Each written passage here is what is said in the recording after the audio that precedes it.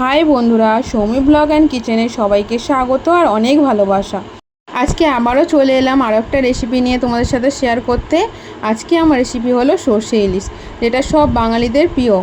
এই সর্ষে ইলিশ আমি কিভাবে বানিয়েছি আর কি উপকরণ লাগছে সবটাই তোমাদের সাথে শেয়ার করব। তোমরা কেউ স্কিপ করো না, পুরো ভিডিওটি দেখো। আশা করি তোমাদের খুব ভালো লাগবে।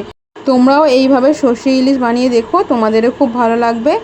আর নতুন কোনো বন্ধু যদি আমার রেসিপিটা দেখে থাকো তাহলে আমার চ্যানেলটি সাবস্ক্রাইব করে পাশে থেকো আর পাশে থাকা বেল আইকনটা ক্লিক করে রাখো। চলো তাহলে বন্ধুরা দেখতে থাকো।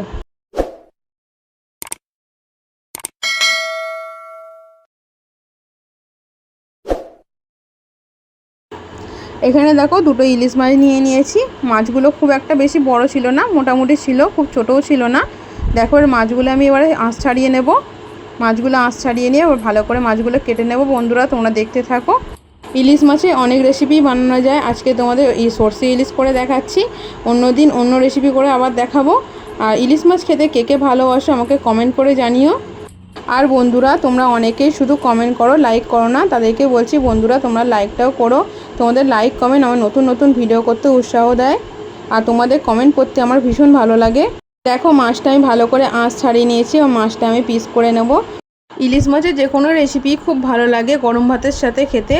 আর এই রকম সর্ষে ইলিশ যদি থাকে তাহলে তো কোনো কথাই নেই, আর কিছুই লাগবে না।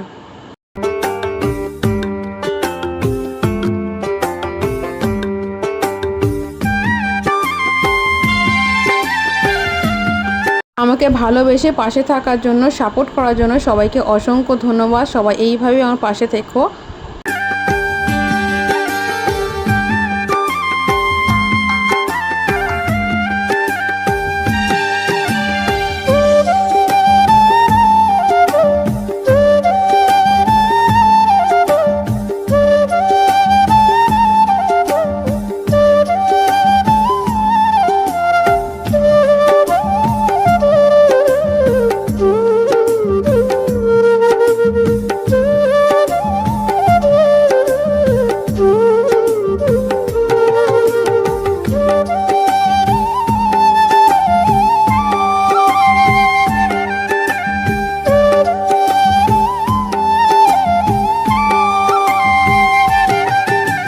দেখো মাছ কাটা আমার কমপ্লিট হয়ে গেছে। এবার মাছটা আমি ভালো করে ধুয়ে নেব।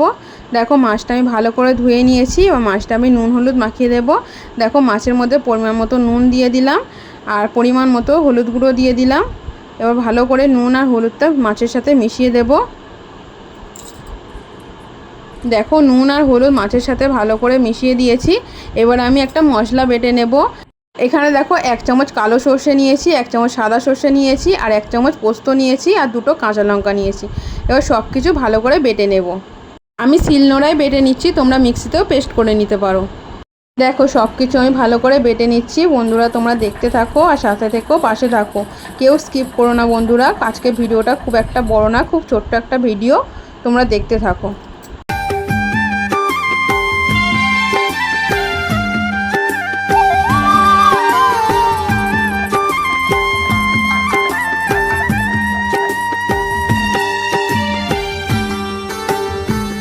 দেখো সর্ষে পোস্ত বাটা আমার কমপ্লিট হয়ে গেছে। এবার আমি একটা বাটিতে তুলে নিচ্ছি। দেখো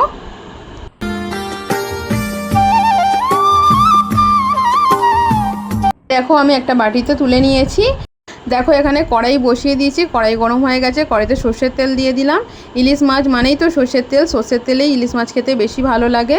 দেখো তেল গরম হয়ে গেছে, গরম তেলের মধ্যে মাছগুলো এক এক করে দিয়ে দিচ্ছি। মাছগুলো খুব বেশি ভাজবো না, মাছগুলো হালকা করেই ভাজবো। তোমরা চাইলে কাঁচাও করতে পারো। কাঁচা মাছ খেতে খুব একটা আমার ভালো লাগে না, তাই জন্য মাছগুলো হালকা করে ভেজে নিচ্ছি।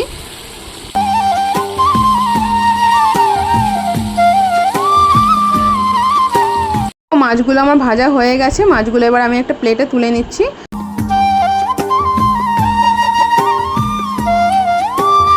দেখো মাছগুলো আমি প্লেটে তুলে নিয়েছি। এবার বাকি মাছগুলো আমি ভেজে নেব। দেখো বাকি মাছগুলো আমি দিয়ে দিলাম। বাকি মাছগুলোও ভেজে নেব, খুব একটা ভাজবো না, এগুলো হালকা করেই ভাজবো। দেখো বাকি মাছগুলোও ভাজা হয়ে গেছে, মাছগুলো আমি তুলে নিলাম। দেখো সব মাছ ভাজা আমার কমপ্লিট হয়ে গেছে। এবার তেলের মধ্যে একটা টমেটো কুচি দিয়ে দিলাম। টমেটো কুচিটা ভালো করে ভেজে নেব। আর আমি মাছ ভাজা তেলটা তুলে রেখেছি, কড়াইতে ফের সর্ষের তেল দিয়ে আমি টমেটোটা ভাজছি। মাছ ভাজার তেলটা আমি তরকারি নামানোর সময় ছড়িয়ে দেবো, তাই জন্য মাছ ভাজার তেলটা আমি তুলে রেখেছি। দেখো টমেটোর মধ্যে একটু পরিমাণ মতো নুন দিয়ে দিলাম। নুন দিয়ে টমেটোটা ভালো করে ভেজে নেব যাতে টমেটোটা ভালোভাবে গলে যায়। সর্ষে ইলিশ রান্না করতে তেমন কোনো মশলা লাগে না। হাফ চা চামচ হলুদ গুঁড়ো দিয়ে দিলাম, হাফ চা চামচ জিরে গুঁড়ো দিয়ে দিলাম এবং মশলাটা ভালো করে কষিয়ে নেব। এখানে আমি লাল লঙ্কার গুঁড়ো দিইনি, তোমরা চাইলে দিতে পারো। আমি এখানে টমেটো দিয়েছি, টমেটোতে একটা সুন্দর কালার আসবে। এখন দেখো 3টে কাঁচা লঙ্কা চেরা দিয়ে দিলাম। কাঁচা লঙ্কাটা ভালো করে কষিয়ে নেব। দেখো মশলাটা আমার ভালো করে কষানো হয়ে গেছে। এবার সর্ষে পোস্ত বাটাটা দিয়ে দেব। সর্ষে পোস্ত বাটা দিয়ে খুব বেশি কষাবো না, অল্প একটু কষাবো, বেশিক্ষণ কষালে তিতো হয়ে যাবে।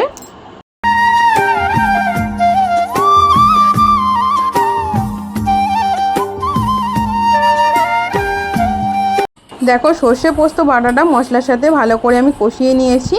দেখো কষানো আমার কমপ্লিট হয়ে গেছে। খুব বেশি কষাইনি, বেশি কষালে তিতো হয়ে যাবে। এবার আমি পরিমাণ মতো জল দিয়ে দেব।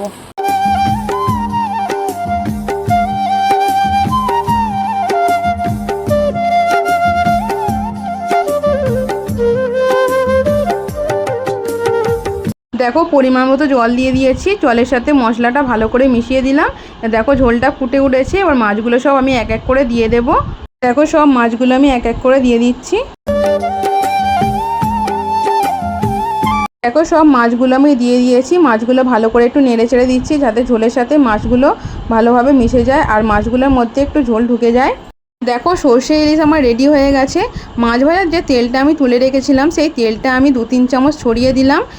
এই তেলটা দিলে সর্ষে ইলিশের স্বাদ আরও বেড়ে যায়। দেখো সর্ষে ইলিশ আমার পুরোপুরি কমপ্লিট। আমি একটা পাত্রে নামিয়ে নিচ্ছি। এই সর্ষে ইলিশ রেসিপিটা তোমাদের কেমন লাগলো অবশ্যই আমাকে কমেন্ট করে জানিও। আর ভালো লাগলে লাইক, কমেন্ট অ্যান্ড শেয়ার করে দিও। যারা নতুন বন্ধু হলে চ্যানেলটি সাবস্ক্রাইব করে পাশে থেকো আর পাশে থাকা বেল আইকনটা ক্লিক করে রেখো, তাহলে আমি যখনই ভিডিও ছাড়বো তোমাদের কাছে পৌঁছে যাবে। সম্পূর্ণ ভিডিওটি দেখার জন্য সবাইকে অসংখ্য ধন্যবাদ। সবাই খুব ভালো থেকো, সুস্থ থেকো, সাবধানে থেকো। আজকের মতো ভিডিওটা আমি এখানেই শেষ করলাম। টাটা।